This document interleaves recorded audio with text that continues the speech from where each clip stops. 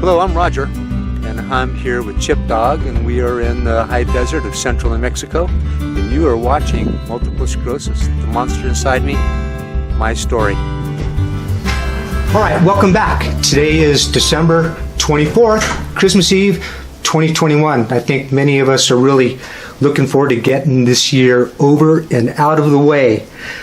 So today I have a new location for the show. I always do the show in front of a big screen, and you get to see all kinds of pretty pictures. Right now, we got a Christmas tree behind me, and you'll get a chance to see that here in a second. I'm here at my mom and dad's house. A lot of the family's here. It's a great environment, and it's good to see all these people that I haven't seen in a long time, especially my new grandniece, great-niece? Great-niece? Great-niece. Okay. Yeah.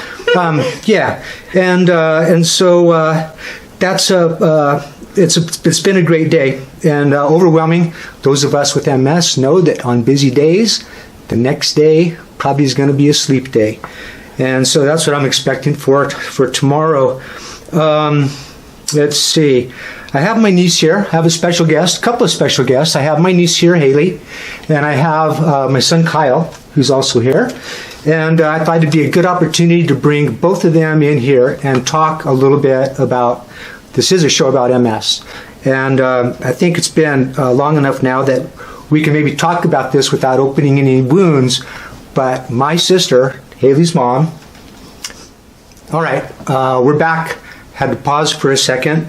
It was just one of those things, but my sister passed away from MS, and Haley was her daughter, and my son Kyle. We were all around Chandra when she was going through the worst part of her life, and that's something that I'm going to maybe talk about here in a few minutes. But moving on, we're gonna. I wanted to talk about a. Okay, I'm struggling to get through this. I can do this. Okay. There's a website that I use, and it's called My MS Team, and I would recommend to go there and look at it. I look at it every week, and every week they tell you different information that a lot of us already know, but also new information that maybe really didn't think about. And the reason why I'm bringing it up is because last week's episode that when I read their newsletter was kind of an eye-opener and made me understand MS a little bit more. So I would recommend going to mymsteam.com and sign up for their newsletter because they're really good. For recent happenings on my last show, I talked a lot about I was looking forward to my next appointment with the neurosurgeon, Dr. Carlson. Well, as it turned out, we had to cancel out on that because they didn't fit me in for an MRI. And he needs to see an MRI so we can track out a plan for removing this brain tumor, and it'll be a gamma knife. I know I've mentioned that before, but we really need the MRI information to do that. So my MRI will be the next week, Wednesday between Christmas and New Year's, and then on Monday after New Year's, I will get to see my neurosurgeon and hopefully figure out a final track of where we're going to go with this thing. So I'm looking forward to that. I don't know how many people are looking forward to seeing their neurosurgeons, but I'm looking forward to seeing mine. Moving on, radiation will be the next step, and it'd be a gamma knife, and it's a precision cut, and they'll try to remove as much of the tumor as they can, but I don't think there will be any kind of incisions or anything, at least for what I understand. There won't be. It's a gamma knife, and it's crazy because one of my favorite rock and roll bands in the 80s was called Gamma. Of course. Yeah. Right. Yeah, and it's kind of funny how that fits in. But yeah, so I guess the next thing I wanted to do is talk a little bit about our experiences with MS. And I know, Haley, you were young. Yes. The thing that was crazy is me and Haley were both at the same school whenever my sister passed away. She was an 8th grader. Yeah. And I was the day custodian, so we saw each other a lot while we were there. So it was kind of, someone to lean on.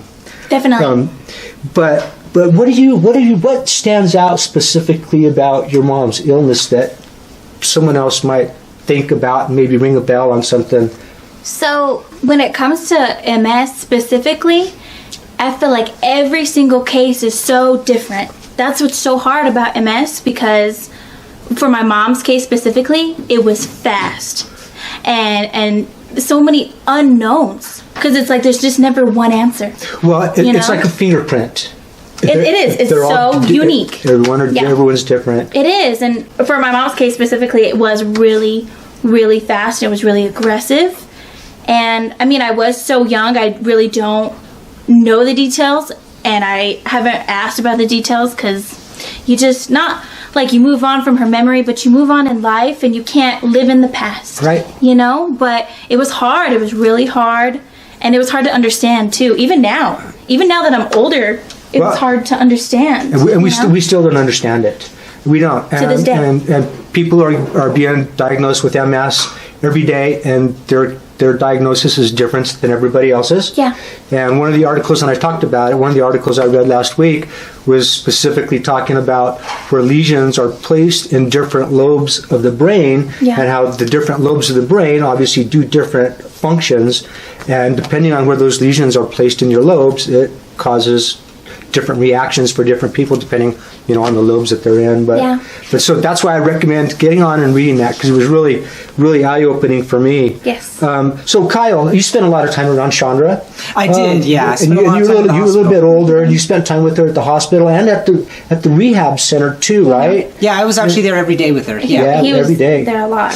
Right. Mm-hmm. And so what sticks out in particular about her illness? What stands out in my mind is the fear she had because she didn't know what was going on. And when you say MS, it could mean several different things as far as a progression, like Kaylee was just talking about. And for me, it was more her fear of the progression. What did that mean for her future? And she didn't know, was she going to be able to speak tomorrow? Was she going to be able to walk tomorrow? Was she going to die next week? And I think that was the biggest fear.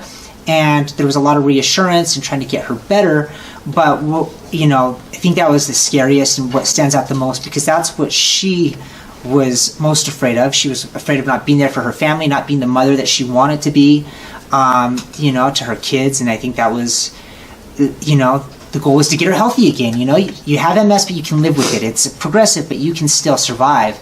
And in her case, it was just a little bit more unique. Yeah. Well, I think it's interesting that you hit right on the head something that all us MSers think about, and wondering how we'll be next week, or how we'll be next month, or how we'll be, next year, and the progression. Am I going to have a setback next week or tomorrow? Or, I think all of us pretty much have that same kind of that concern. I think that just comes natural with the disease, Right. Yeah. And it was scary whenever I was diagnosed. Of course, I was diagnosed with a brain tumor and multiple sclerosis within an hour of each other on the same day. And when I was diagnosed, I thought back about my sister and how she struggled and how quick it was from the diagnosis to when she passed. And it's been almost 10 years. Yeah. It's been almost 10 years.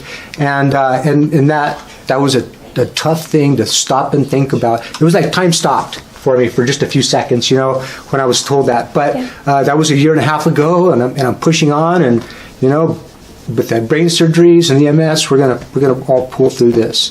So I think at this point we're gonna come to the end of this. I want to thank both of you for coming on the show. Thank you for having us. Yeah, this is really cool. I've never had guests on my show, and I've never had a live background, but I have my mom and dad in the background too. and my niece's daughter was running around, and she was being a little rambunctious, so she got moved to the back room so that we could get this done. I'm sure she's ready to come back out. But at this point, I want to give a shout out to all my MS Warrior friends. Merry Christmas and have a happy and safe New Year.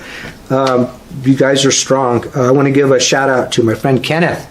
And Kenneth was nice enough to send me some Jeff Gordon paraphernalia. He knows I'm a NASCAR fan. And I've never met Kenneth. He lives in Virginia. Oh, nice. Chesapeake, Virginia. Chesapeake, Virginia. That's where he lives. Nice. And but we talk every day. And he knows I'm a Jeff Gordon fan. And he sent me some really cool cars, a die-cast car, a sprint car, and some other things. But I want to say thank you, Kenneth. I appreciate the thoughtfulness. That was great. I guess at this point, I want everybody to have a safe and Merry Christmas, a safe New Year, and looking for a better year in 2022. If you like what you see, give me a thumbs up. Any comments or questions or anything like that, please leave them down below, and I will respond as quick as I can. And thank you for watching Multiple Sclerosis, The Monster Inside Me, my story. Thank you. Thank you. Thank you for having us, and remember, stay positive. Yes. That's it. Thank you.